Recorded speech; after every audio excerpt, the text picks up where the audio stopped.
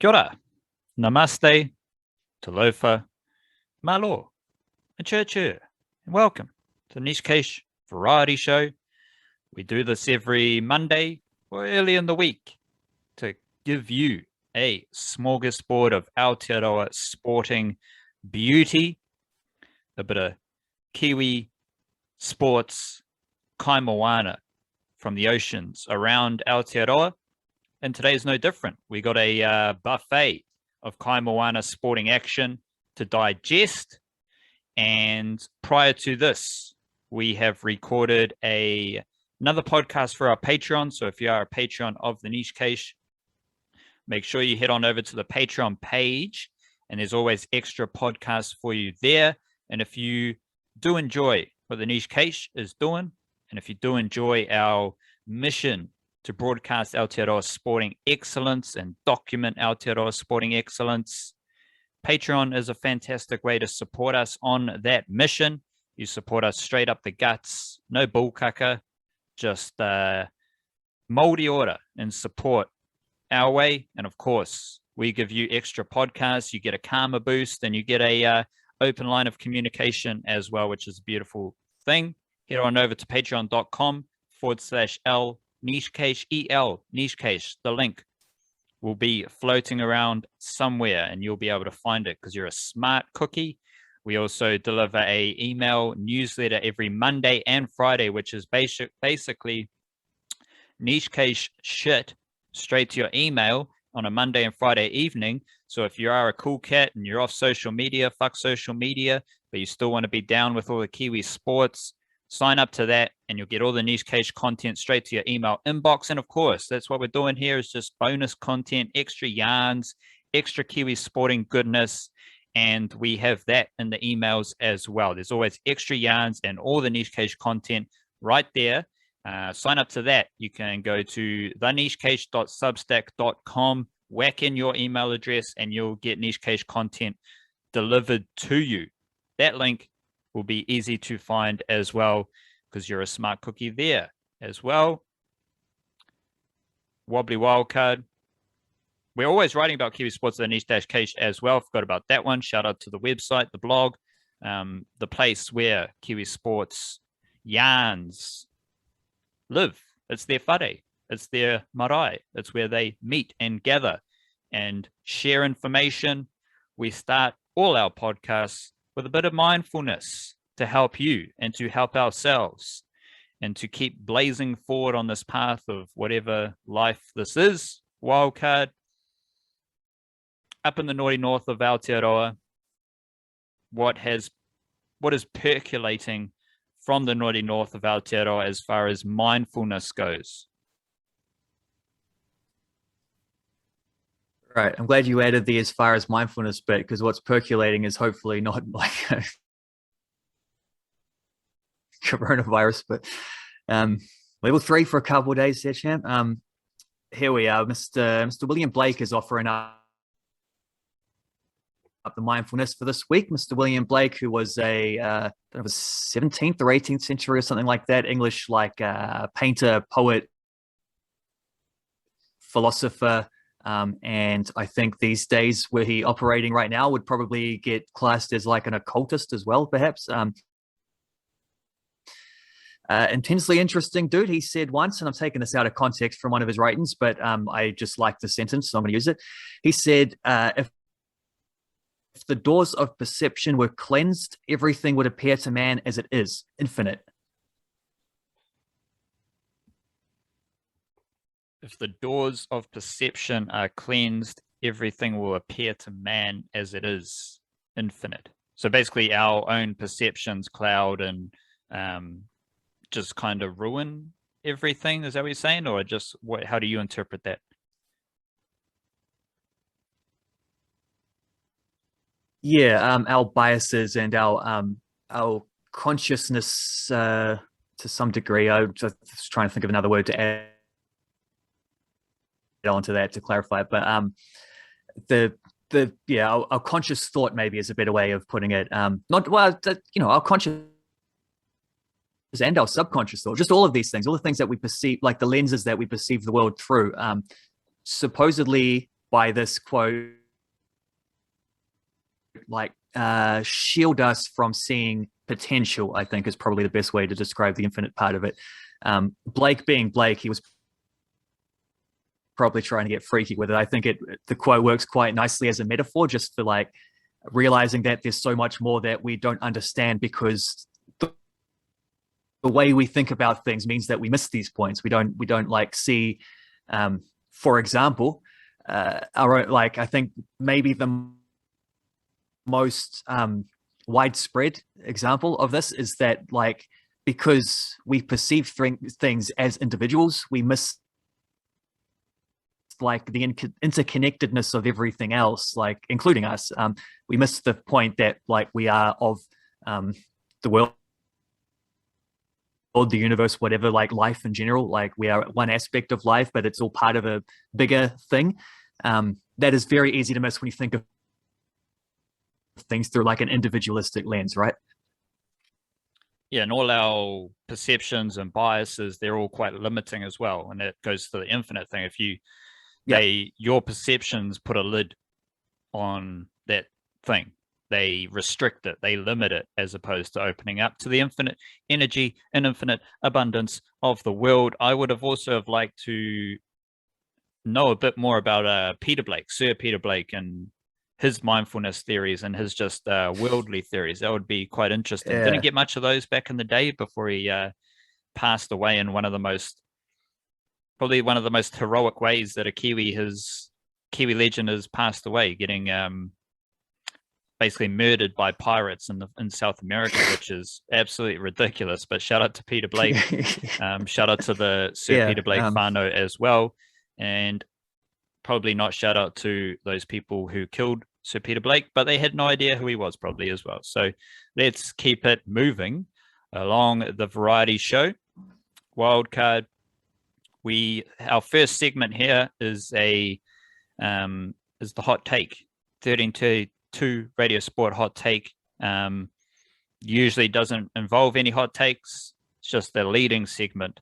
And I'm curious as to what you want to share with myself and the punters. Yeah, the takes probably don't get a whole lot colder than the one I've got here, but just like a quickie on the All Whites. We talked quite a bit about it on the Patreon special. So there's that for people who are interested. I've also written relatively extensively about the game against Curacao, so there's that as well. But this is just sort of like the summarizing factors of it. And the theme I keep coming back to is that international games are rare for the All Whites. We don't get a lot of them. International wins are even rarer. So, a victory against Curacao is something to be savored regardless of how it happens, regardless of performance. As it happens, the performance was actually quite good for a lot of it. Nice high pressing efforts and, really dominating the first half in particular. They did tire as it went along, which wasn't, well, it comes with the territory, I suppose, especially in a very hot situation there.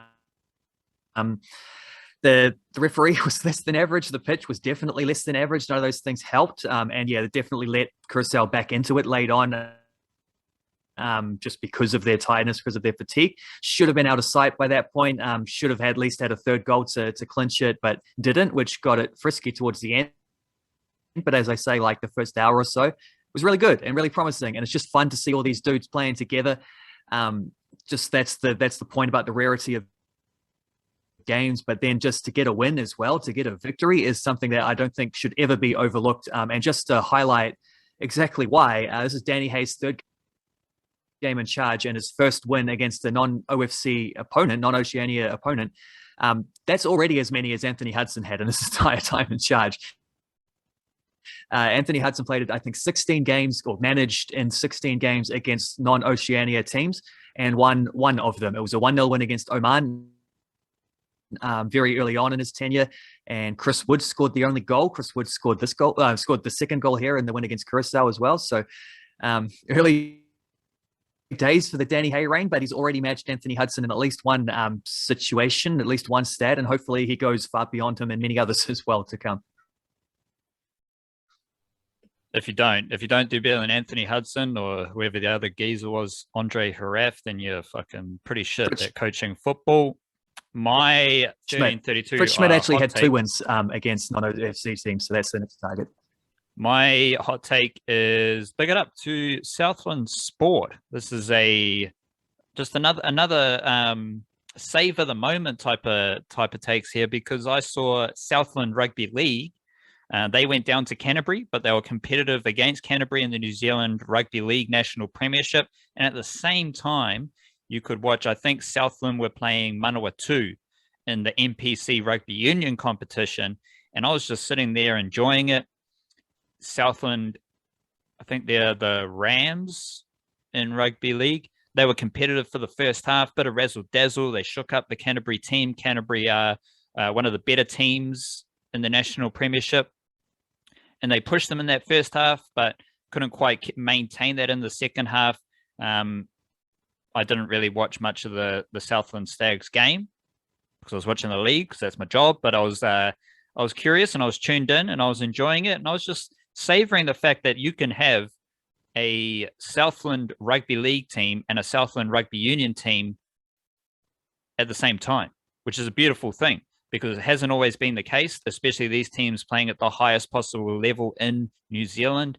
And we kind of hear a lot of shit about, numbers are dwindling, the grassroots sports is struggling, and all the participation levels are decreasing at all these like teenage stages and all that bullshit. Well, I've just seen 2 Southland footy teams playing at the same time on the same day in the highest competitions available.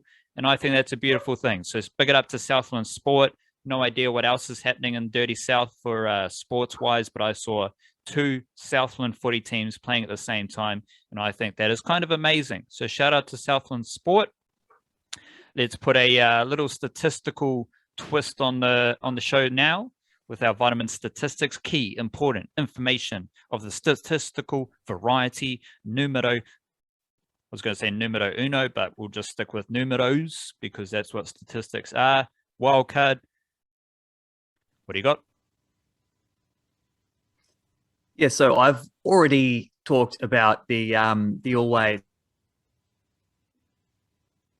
performance there and the result. Now I'm going to talk about the lineup there, and very interesting areas as they return from the lost realms with their latest game. There were 3 debutants named by Danny Hay in the starting 11: Marco Stamenic, Matty Garbutt, and Nico Kerwin.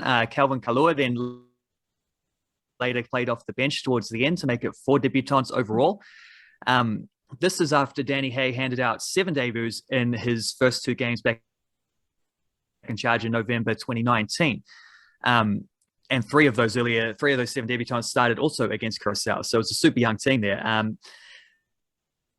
There were, add those together, that makes 11 debutants handed out by Mr. Danny Hay in 3 games since he took charge. And there's a possibility in the next game that we could get up to 12 as well, because Joey Champness is still with the squad yet to debut. That's a possibility. This is this is not normal, right? There's this many debuts all in such a hurry. Part of that is just what happens when you play so few games. Is normally these debuts will be spread out over a couple of years, but when you haven't played for a couple of years, everyone gets the debut at once. It's also part of what happens when there's just a wave of really excellent young players coming through as well. That's part of the journey as well. And just to point out that this isn't an all of a sudden Danny Hay thing either. Like Fritz Schmidt before offered 10 debuts in 4 games that he was in charge for. So there's been 21 debutants for the All Whites in the last 7 fixtures. This goes back for about 3+ years, but still. In chronological order, we've got under Fritz Schmidt, Max Crocombe, Adam Mitchell, Andre de Jong, Sarpreet Singh, Nico Boxall, Justin Gully, Noah Billingsley, Nick Sanev, Libby Kache, and Michael Vowd. Then under Danny Hay, we've seen Joe Bell, Elijah Just, Callum McCowart, Elliot Collier, James McGarry, Max Mata, Nando Heineke, Nico Kerwin, Marco Stamenic, Matty Garbutt, and Calvin Kalua. So this is what we're talking about. We talk about the next wave of always coming through. There's been 21 debutants in the last 7 games that they've played, and that is something astounding, to be honest. That is pretty fucking bonkers. my statistic is Kiwis in the IPL, and as of the time of recording, Monday morning, Kane Williamson and Trent Boult are the only Kiwis to play over 10 games. Kane Williamson's played 10, Trent Boult has played 14, and Kyle Jamison's played 9, but he hasn't played he played like 1 or 2 games to start the second stanza, but he hasn't played in the last few games. So he's probably going to be stuck on 9 to finish the IPL. And this is notable because we always hear about the big contracts. We always hear about the auction hype, and the mainstream media in New Zealand, they certainly love the IPL auction and just buzzing around like, oh my God, this happened and he's going to be amazing. Well, more often than not, Kiwis do not play more than 10 games. And the dudes who are consistently playing in the IPL are Kane Williamson and Trent Boult. They do it most years. And this is for both of them, they have gone back to back in playing 10 games. So Kane Williamson played 12 games last year. Trent Boult played 15 games last year. And the only other Kiwis who have like notable back-to-back 10-game IPL campaigns, Mitchell McClenaghan, he played 10 games for 4 consecutive years between 2015 and 2018. And then, of course, we have Brendan McCullum, who played over 10 games for 4 consecutive years between 2014 and 2017. So the norm is that Kiwis will fall in the Jimmy Neesham's played 3, Adam Milne's played 3, Lockie Ferguson's got 5. Kiwis usually fall into that category unless you're Mitchell Santner, one of the best T20 players from New Zealand, and you've played 0. So the greats, the legends, they're playing lots of IPL cricket. Everyone else is kind of chilling as per normal, as is always the case. But that just puts Williamson and Boult up on a throne among IPL elite. Let's go deep into the mangroves here, wildcard. And I believe you've stumbled across Steven Adams in the mangroves with a Grizzlies jersey on and a couple of laugh tracks and just good vibes. Yeah, you could hardly miss him. Even deep in the mangroves, he still stands towering above. Great couple first couple preseason games for him. I watched both of them. He was fantastic. He then didn't play in the third game as they rested basically everyone who was a starter or a veteran, and he's both of those things. So, but yeah, those first 2 games, he looked active, he looked healthy, he looked like he's on a team where they've got a genuine role for him, where he fits beautifully. Couple double-doubles. His rebounding is very good. He's setting monster screens for Ja Morant and his mates. He's got the pick and roll back, which just got to love that one. Harkening back to the great days in OKC. Defensively looks as good and reliable as ever. I mean, one injury could change all of this, which is the worry, but like at the moment, everything looks pretty sweet as. And then there's his playmaking, because he's had 3 assists in each of those 2 games. Memphis is like deliberately seeking out ways to utilize his underrated passing skills. In fact, there was a quote about assistant coach Darko Rajakovic, who worked with him in OKC, who specifically said that he's like, this guy, people don't even realize, but this guy is a very good passer and we should find ways to use that. And so they have been doing that. And yeah, his passing is an underrated factor that needs to, like, it's just exciting to see this finally utilized in that way. However, the stat that stands out the most here is that he's made 6 out of 7 free throws so far, which is not normal for him. He's coming off a career worst 44.4% last season from the charity stripe. For his career, he shoots 58.8%. However, being reunited in Memphis with the aforementioned Darko Rajakovic, there's an interesting story there, which is that back in the day when they were together at OKC, Rajakovic used to, or Coach Darko, as Steve refers to him, he's a Serbian national. He helped nurse Steve to some of his better free throw numbers in those days with a unique strategy where they would on the training So on the practice court, he'd be lining up free throws, and every time he missed one, he'd get punched in the gut or punched in the arm or something like that, just to keep the pressure up. The idea was like, how can we bottle that pressure? Because it is a psychological thing, missing free throws quite often. You can do it in training. Well, how do we simulate the pressure of a game?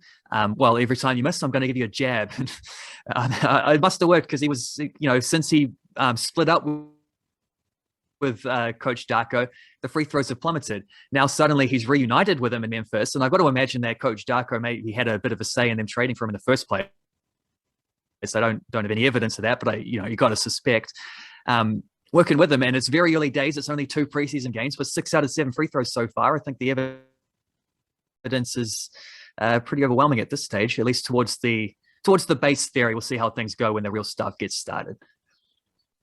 You'd have to get the right person to be punching Steven Adams, because like, if one of us punched Steven Adams, like, it's fucking no effect. Like, that dude's just like, there's no pressure at all. Like, he's just getting like a little fucking bump on his arm. Like, who cares? So I imagine they've got some like, well, that reminds me Tyson that Fury in the gym, just ready to do a jab on his like the dead arm. Yeah, so, you wouldn't want to get hit by Tyson Fury at the moment. That it does remind me though that the first introduction he had to the Memphis Grizzlies fan base was Zach Randolph punching him as a rookie way back when. Something that he's almost not quite had to apologize for, but sort of had to remind fans that, like, hey man, it was a long time ago and he punched me. Like, chill out. Yeah, that would get into weird territory if you miss a free throw and you get punched in the balls. Like, that is high pressure. That is a lot of high pressure. Probably the pressure that you don't want to test too much in an NBA season. My Deep in the Mangroves is I'm exploring Kiwi-NRL juniors who have played in an Australian final, in an Australian competition final, or have at least been part of teams that have got to the final. And this comes after the Queensland under-21s final was on the weekend, as was the reserve grade Intrust Super Cup final. And it was between Wynnum Manly and Townsville Blackhawks. Wynnum Manly had Sefa Roach Faimalu. He is a Marist Saints junior in Auckland. They also had Caius Fa'atili, who is a Hornby Panthers junior in Christchurch.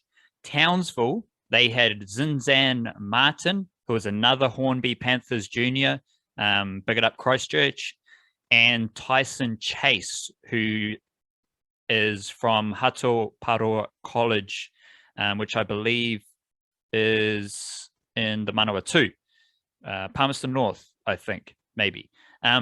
So you had but 2 players in either team from Aotearoa. Obviously a nice Christchurch presence there as well. And if I go to the other competitions that were held earlier in the year, Canberra Raiders won the SG Ball competition, and they had Jack Sanford from Christchurch Boys High School. He was the starting fullback. And they also had Sione Mawala, who was the starting halfback. He is a Manurewa Marlins junior. They actually played the Dragons SG Ball team, and they defeated the Dragons SG Ball team, even though the Dragons SG Ball team had Tyrell Sloan at fullback, and they had Junior Amone in the halves as well. Both of them played NRL this year, but they lost to the Canberra Raiders, who had a couple like starting fullback, starting half Kiwi-NRL juniors. And if you go up into the Queensland under-18 competition, the Mal Meninga Cup, Townsville also made the final of that competition, and they had D. Jazea Hay Pua'avase from Manurewa Marlins, and the Tweed Heads team had Dean Mariner from the Marist Saints. Shout out to Arama Kite, who was part of the Blackhawks squad for that competition. He is, I think he left to come back to Aotearoa, and he went from under-18s rugby league in Queensland. And then I've seen some stories where he was playing Premier Men Rugby Union for Tamatea Rugby Club in the same year. So he's obviously a bit of a beast. And then you've also got Keanu Kinney, Northcote Tigers, Marist Saints Junior, who was part of the Tweed Heads Seagulls squad. So you've got 10 players there who competed or were part of finals teams in the age grade Australian competitions. This is where things get really weird, because only one of those players, Sione Moala, one of 10, he was the only one named on the New Zealand Rugby League notable Kiwis players list. So you've got a bunch of other players who are from New Zealand who made the finals of Australian competitions not on that notable players list. And that goes to show what a weird list that was. Just quietly, it had players from under 16s competition, had under 18 players, it had Jersey flag players, it had certified NRL players. And some of them have every intention of playing for New Zealand. Some of them have no intention of playing for New Zealand.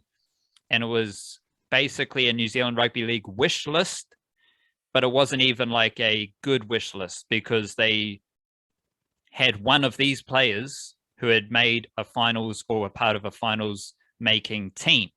So who knows what the fuck the New Zealand Rugby League notable Kiwis player list is about, but there you have it. We got a bunch of Kiwi-NRL juniors who are doing pretty well in finals making teams over in Australia. Wildcard, I have a question for you.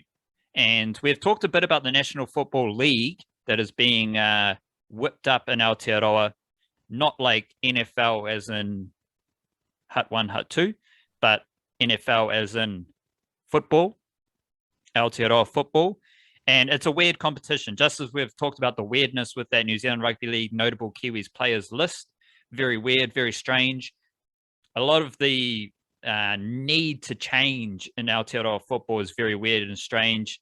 They've revamped the competition. It looks like a bit of a fucking mess, bit of a shambles, bit of a step down from what we had previously been celebrating, enjoying. However, my question to you is, what's one thing, one positive thing, one thing you're looking forward to with the new National Football League in Aotearoa?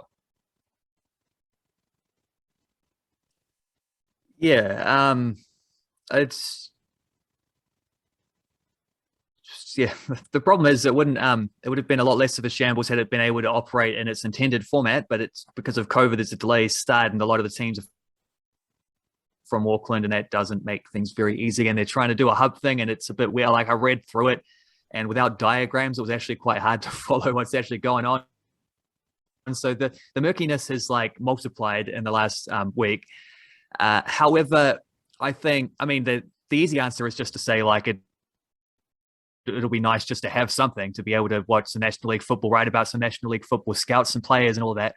But I think my answer is probably going to be one that I've spoken about before, but like, while New Zealand football are trying to get this, like, the under 20 players rule and stuff like that, which I think is unnecessary and a little bit misguided. And I think the teams that are developing players are going to do it anyway. And I think you're not going to see a surge in professionals because Auckland City are forced to play a couple of under 20 players or whatever. Because most of the professionals that are coming out of the country are coming out of two private academies, which are the Ole Academy and the Wellington Phoenix. So I think the thing I'm most excited for this season, however truncated it may be, is that one big benefit of the new format is that you have seen Western Suburbs qualify along with the Wellington Phoenix reserves having an automatic qualification spot, which means that the two best player development academies in the country will have their own teams represented in the competition this season. Phoenix were already there, Ole Academy, however, used to have to like link up with other teams and they'd go a different team each season, which is it was maybe not the ideal way to do it. Here they're with their own coaches, with their own players that they've played with so long, and that's going to be cool to see. It's going to be especially because we've just seen like an All Whites tour with quite a few Ole grads involved, and here is like the next generation of Ole grads. A lot of them aren't as well known yet, and here's an opportunity to see them, as well as a Phoenix team, which I think it will be a little more well known, because I think you're going to see a bit more crossover from last season to this season with some of those players, and they were very good in the Central League as well. So that'll be fun to see how those two teams go, and I think maybe the dip in standard will help them be a little more competitive as well. I have a question for you too. This is in light of seeing, I think Sonny Billy Williams has written a book or something like this, and he's going around doing like a press tour, and I just saw the front page of the it was one of the Sunday papers. It might have been the Herald, I don't remember which, but there's a front page which made a pun about sex, drugs, and rock and roll, and I thought, well, that's kind of like first of all, fair play, good headline. Second of all, kind of playing up the All Black side as opposed to the NRL side. And I just thought that was a little bit weird, because when I think of Sonny Billy Williams, I think of a rugby league player first and foremost. But then I thought about his All Blacks career and how influential he was there. And, World Cup winning player. And he I don't know how many caps he got, but it would be a fair few. He actually had a really incredible union career as well. So I'm just wondering, that got me thinking. And so I wanted to ask you, like, when you think of Sonny Billy Williams' sporting legacy, first and foremost, do you think of him as being more aligned to one sport or the other, or do you think of him as like a pure dual? We can chuck the boxing stuff to the side. That's the little brother of these. But do you think of him as like a one sport getting the focus, or like a dual? I don't want to use the word code, but a dual code superstar or whatever. Like, where do you go with that? It's definitely all encompassing. Like you mentioned the boxing, like Sonny Bill, the icon of Sonny Bill isn't the icon of Sonny Bill without the boxing. And I've got Sonny Bill in the pantheon of great New Zealand athletes, and that is because he excelled in multiple different sports, which is absolutely ridiculous. And you look at like Benji Marshall couldn't excel in two different codes. Think of how many athletes have been a rugby league player and then gone to rugby union, or vice versa, and have just been like mediocre in the other code. Sonny Bill Williams not only did that, he also was pretty good at boxing. And that is the all-encompassing, like when I think Sonny Bill Williams, I think of everything. I think of all the sports and iconic things he did across different sports. Like you mentioned in our warm-up chat that the offloads with the All Blacks, and they became iconic in a rugby union setting after Sonny Bill Williams had already done like iconic stuff in an NRL setting. Yes, some offloads, but also, holy shit, this is this massive dude playing out on an edge who can move and has the skill and is going to do a shoulder charge and absolutely destroy you as well. Like his shoulder charges, off the top of my head, were the most iconic thing of his rugby league career. And it's like, well, if you can do two iconic things, let alone all the other stuff that I'm forgetting, but just the idea of iconic shoulder charges in rugby league, iconic offloads in rugby union, obviously, well, you can't do shoulder charges in rugby union, blah, blah, blah. But like some players don't even have an iconic thing in one sport. Sonny Bill Williams had an iconic thing in two sports, let alone everything else he did across the two sports, let alone the boxing thing. So my Sonny Bill memories are definitely all encompassing. Like everything goes into the greatness of Sonny Bill Williams. But the thing I would say is that his rugby union career was in New Zealand. His rugby league career was in Australia. And where does Sonny Bill Williams live right now? He lives in Australia. So that kind of, well, it's like Kiwis always move into Australia. Like Kiwis kind of want no part of living in New Zealand and pursuing their career opportunities in New Zealand. Like they all go to Australia. But if you're a New Zealand media outlet, you're in the land of rugby union, and you're a mainstream media outlet that is all about rugby union, you're only going to view Sonny Bill Williams through the rugby union lens, just as, because I've seen the same promotional yarns about Sonny Bill Williams' book, but from the Australian perspective, they're all about rugby league. They're all about his Bulldogs days and the drugs and the partying and exiting the Bulldogs and all that stuff. So you've got the rugby league perspective is covered by Australia. The rugby union perspective is covered by New Zealand media. Here and now, the niche case, it's all about Sonny Billy Williams, the hero, the Kiwi sports icon, the Polynesian leader that he is. And he quite clearly wants to become a Polynesian cultural leader, kaumatua, icon.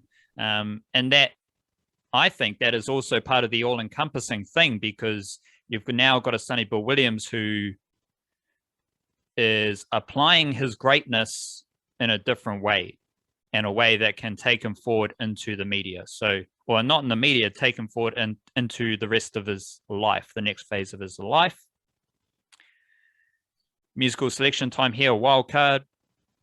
I haven't actually listened to this yet, but I am going to listen to The Alchemist. Has a new album. It is called This Thing of Ours 2, which is the second installment of This Thing of Ours, after an earlier release a couple months ago, which had it's not the biggest, it's like 10 minutes or something, but you had that thing that you've got Earl Sweatshirt, Navy Blue, Wiki and stuff like that, all featuring on these projects. So going to listen to that. The Alchemist, This Thing of Ours, Volume 2. Got a bunch of different songs. If you do like that type of hip hop, make sure you listen to it. Good track with Marvy, good track with Mike that I've listened to. There's another song here with Vince Staples. So make sure you give The Alchemist a listen if you are a fan of hip hop, and if you are a fan of high quality, underground, gritty, grimy, sample heavy hip hop, The Alchemist is for you. He not only has a new project, but he's got a shitload of other projects that have been released this year, and he is on an absolute tear. What are you listening to, Walker? What am I listening to? I've got a couple new release Kiwi albums are on the playlist. Sulfate and Red Fountain each got new ones. Red Fountains is called Iris. Sulfates is called Godzone. Good jams there. Very much looking forward to the new War on Drugs album as well, which there's a song that came out like a week or two ago, which I don't normally get swept up in the singles. I normally wait for hear the single once or twice, then wait for the album, listen to it in context. It's normally how I do things. Definitely more of an albums orientated person, but I must have played that song 5 or 6 times in a row, over the course of the day after I heard it. It's just extremely good areas there, and I'm expecting that one to be, it's borderline guilty pleasure, because it's definitely trying to be big choruses and things like that, but it's good old whatever. I'm just trying to say it was modern rock music, but it's not. It's it's trying to throw back to a Springsteen kind of era, that kind of Heartland thing, but with a couple of modern touches. But yeah, anyway, the other War on Drugs albums have all been excellent, especially the Lost in the Dream, and then also that I did listen a little bit to that Wiki album I think you mentioned last week. Very good. I definitely partial to my hip hop being jazzy influenced and contemplative, and that fell along in that line. And then also there's a Brazilian rock band from the very early 2000s called Los Hermanos, who I listened to a little bit, because I heard the main dude on a podcast talking about his new solo album. I was listening back to they're Brazilian, but they have a Spanish name, which I didn't notice at first, but then I'm just thinking now, but they're quite good. They're definitely an influence of that era of American sort of popular guitar music of turn of the millennium, but made cool by I listened to it and thought I could hear this band doing a Counting Crows cover or something like that, except they make it quite interesting because they chuck in Brazilian music, bossa nova and things like this, and some samba influences to make it as your own unique thing. So that was very cool as well. I like that. Los Hermanos, that band is called. They're about 4 albums, I think, out there. So there you go. Do they eat chicken? Los Polos Hermanos. I couldn't tell you. They're brothers, but I don't know if they're chicken brothers. Shout out to the Chicken Brothers, and shout out to yourself for giving this a listen. I hope you're doing well. Kia kaha. Stay beautiful. Raise your mana. Raise your vibration. And we'll be back later in the week with another episode of the Niche Cast Church.